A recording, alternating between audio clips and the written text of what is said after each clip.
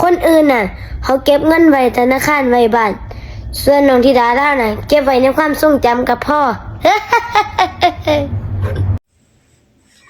สบายดีพี่น้องสวัสดีค่ะพี่น้องจ้ามื้อนี้ก็มาพบพ่อกับช่องสาวตุ๊กชาแนลอีกคือเก่าเด้อมามื้อนี้มาพอกันในช่วงเวลาประมาณ5 โมงกว่าๆคือเก่าเนาะพี่น้องเนาะและตอนนี้บรรยากาศอยู่ที่บ้านของสาวตุ๊กตอน5 โมงแลงแบบนี้นะมื้อนี้ค่อนข้างนิ่งเนาะพี่น้องบ่หนาวแล้วก็บ่ลมเนาะพี่น้องเนาะบ่แน่มื้อแลงนี่บ่หนาวหรือว่าจังใดเนาะพี่น้องเนาะก็ถ้าเบิ่งกันไปพี่น้องเพราะว่าอากาศก็ขาดเดาอีหยังบ่ได้เนาะพี่น้องเนาะบ่แน่เผลอๆตอนนี้นะบ่หนาวแต่ตัวตอนแรกนะอาจจะหนาวขึ้นมาก็เป็นไปได้เนาะพี่น้องเนาะมาพี่น้องมามื้อนี้ก็คือเก่าคือเดิมพี่น้องมาติดตามข่าวมาติดตามความเคลื่อนไหวของครอบครัวศรีวิไลและน้องธิดาลาวศรีวิไลคือเก่าเนาะพี่น้องเนาะคือเมื่อวานนี่ก็ทางพ่อครูก็พาน้องๆแล้วก็พาครอบครัวน่ะเดินทางเนาะพี่น้องเดินทางไปที่อุตรดิตถ์เนาะพี่น้องเนาะถึงในตอนที่เดินทางหรือในระหว่างที่เดินทางก็พากันแวะปั๊มแน่แวะสวนสตรอเบอรี่แน่เนาะพี่น้องเพราะทางพ่อครูเพิ่นก็ได้ลงได้มาเว้าในไลฟ์สดเนาะพี่น้องว่าตอนที่เดินทางหรือระหว่างที่เดินทางก็คือพาน้องๆนะแวะหลายเทื่ออยู่พี่น้องเพราะว่ายันน้องๆน่ะเมื่อยแข้งเมื่อยขาเนาะพี่น้องเนาะเพราะว่ารถก็ค่อนข้างแออัดนะพี่น้องทั้งเครื่องทั้งคนเนาะพี่น้องไหนจะเครื่องแต่งตัวของนักร้องก็แบบว่าค่อนข้างแออัดเนาะพี่น้องทางพ่อครูก็เลยพาน้องๆน่ะแวะสวนสตรอเบอรี่เนาะพี่น้องเนาะซึ่งเป็นของหมักของชอบของธิดาน้อยของเฮาเนาะพี่น้องเนาะซึ่งการไปเลือกสตรอเบอรี่ของเพิ่นก็เพิ่นได้แต่หน่วยใหญ่ๆเด้พี่น้องเพิ่นบอกว่าจะเอาไปฝากพี่มังกรเนาะพี่น้องเนาะแต่บ่ฮู้ว่าจะถึงพี่มังกรหรือเปล่าเนาะพี่น้องเนาะอันนี้ก็บ่แน่ใจคือกันพี่น้องเพราะว่ากลัวจะกลับไปหาพี่มังกรก็ค่อนข้างหลายวันอยู่เด้เนาะพี่น้องเนาะเพราะว่าทางพ่อครูเพิ่นบอกว่าเสร็จจากงานอุตรดิตถ์แล้วก็จะกลับไปอยู่ที่จังหวัดแพร่เนาะพี่น้องเนาะร้องเพลงเสร็จจากจังหวัดแพร่พู้นแหละถึงจะกลับไปถึงบ้านอยู่ที่นอนนาคาเฟเนาะพี่น้องเนาะน่าจะบ่ฮอดแล้วล่ะพี่มังกรน่าจะกินหมดแล้วมั้งเนาะพี่น้องเนาะบ่แน่ก็น่าจะเน่าถิ่มไปแล้วเนาะพี่น้องเนาะมาพี่น้องมามื้อนี้ก็เฮาก็มาชมความน่ารักความน่ารักความเป็นตาแพงของน้องธิดาลาวเนาะพี่น้องสตุกก็มาเห็นคลิปนี้ก็อดหัวบ่ได้พี่น้องเอ้ย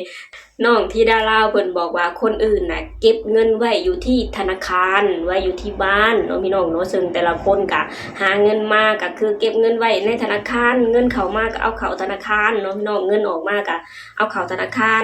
บ่ซั่นก็เอาไปเก็บไว้อยู่ในบ้านเนาะพี่น้องเนาะแต่ว่าน้องธิดาลาวของเฮา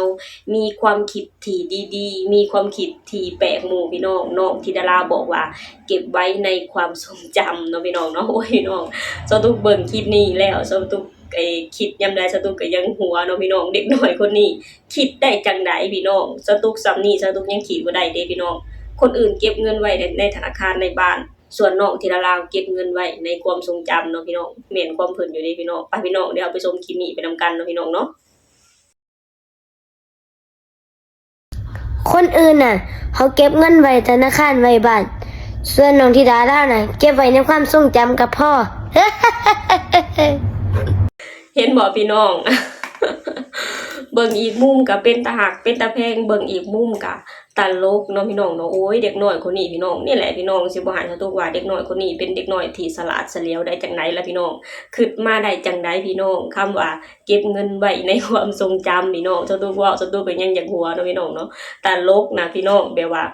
นี่แหละพี่น้องสิบ่ให้น้องสิบ่ให้ทาง FC แฟนคลับน่ะหักน้องได้จังไดพี่น้องหักในความร่าเริงสดใสหักในความสั่งเว้าสั่งเจรจาพี่น้องเด็กน้อยคนนี้ครบจบในคนเดียวพี่น้องเอ้ยแบบว่าถึงจะบ่ได้เบิ่งน้องในการร้องเพลงในการแสดงน่ะแต่ว่าน้องน่ะคอยเอาความน่ารักของน้องน่ะคอยเอาความน่ารักของน้องน่ะออกมาให้ทาง FC แฟนคลับเห็นน่ะแค่นี้ก็หายคิดถึงแล้วพี่น้องสะดุกเห็นแล้วก็โอ้ยรักแล้วก็เอ็นดูเด็กน้อยคนนี้เนาะพี่น้องเนาะไปพี่น้องเดี๋ยวเราไปอ่านคอมเมนต์ไปนำกันเนาะพี่น้องคอมเมนต์ที่ทาง FC แฟนคลับเห็นที่น้องธิดาลาวเก็บเงินไว้ในความทรงจำทาง FC แฟนคลับของน้องจะว่าจังไหนเนาะพี่น้องเนาะเดี๋ยวเราไปอ่านคอมเมนต์ไปนำกันเนาะพี่น้องเนาะมาพี่น้องคอมเมนต์แรกเก็บไว้ถ้าไปเลาะ เซเว่นที่ร้อยพี่น้องถึกใจแม่นถึกใจแม่แห้งคำนี้อีหลาธิดาลิงน้อย เอ้ยสลัดคักลูกพี่น้องแสดงว่าใช้เงินเก็บทั้งคู่เก็บใช้เงินแสดงว่าใช้เงินเก่งทั้งคู่แมนถือของเจ้านางเอ้ยพี่น้องก็แม่นความน้องนั่นแหละพี่น้องเอ้ยแม่กะคือกันลูกเข้าใจหาคำมาเว้าเนาะลิงน้อย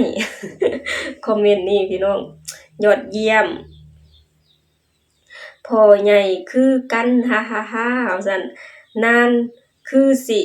รวยเนาะลิงน้อยเอ้ยยิ้มเยี่ยมพูดได้ดีมากครับเด้อพี่น้อง หาใหม่สู่เด้อเสียงหัวสะออนเสียงหัวพี่น้องเอ้ยเพลงเดน่าหักจังเลยน้องธิดาลาวเก็บไว้ที่ไหนก็น่ารักเด้ออีหลาลิงน้อยพี่น้องลิงน้อยเก็บไว้ในกระปุกอีหลาน้อยเอ้ยคำหูแท้เด้น้องธิดาลาวแพรวเจ้าเด้แพงเจ้าเด้น้องพี่น้องเว้าเป็นตาสะออนเสียงหัวเด้มันเป็นบาทก้าวแรกของลูกจักหน่อยบ่นานเกินรอพอสิพาอีหลามีวงเป็นของเจ้าเอกเป็นของเจ้าของถึงตอนนั้นบ่อยากเก็บกะบ่มีบ่อนไว้แหละลูกนะพี่น้อง FC บอกว่าจะพาน้องตั้งวงพี่น้องส่วนที่เหลือแม่นพอผู้เก็บเบิดแม่นบ่ธิดาลาวงามขึ้นหลายแล้วโอ้ยพี่น้องอันนี้ทาง FC พี่น้องพากันมาคอมเมนต์เนาะพี่น้องเนาะคอมเมนต์แสดงความคิดเห็นว่าน้องธิดาลาวนะเก็บเงินไว้ในความทรงจำเนาะพี่น้องแล้วก็มีคอมเมนต์นึงก็คือไอ้ที่เหลือคือไอ้ทางพ่อครูเป็นคนเก็บให้เนาะพี่น้องเนาะนี่แหละพี่น้องความจริงกะต้องเป็นแบบนั้นอยู่แล้วเนาะพี่น้องเนาะเพราะว่าทางพ่อครูเพิ่นก็น่าจะเก็บเงินไว้ให้น้องอะไรพี่น้องเพิ่นบ่ปล่อยให้อันเด็กน้อยเก็บเงินเองอย่างแน่นอนเนาะพี่น้องเนาะเบิ่งแต่อันความเพิ่นเว้าเบิ่งแต่คำเพิ่นเว้านะพี่น้องเก็บไว้ในความทรงจำเนาะพี่น้องเนาะ เห็นแล้วก็ตลกเห็นแล้วก็เป็นตาหักเป็นตาแพงเนาะพี่น้องเนาะน้องก็ค่อยอัดคลิปค่อยทำนู่นนี่นั่นออกมาให้ทาง FC แฟนคลับได้เห็นความสดใสความร่าเริงของน้องคือเก่าแหละพี่น้องพอบ่ให้หายคิดฮอดคิดถึงเนาะพี่น้องเนาะโอเคพี่น้องสำหรับคลิปนี้สตูเกงก็จะขอจบลงเท่านี้ก่อนเด้อฝากให้พี่น้องช่วยกดไลค์กดแชร์กดติดตามให้ช่องสตูชาแนลเด้อสบายดีสวัสดีค่ะ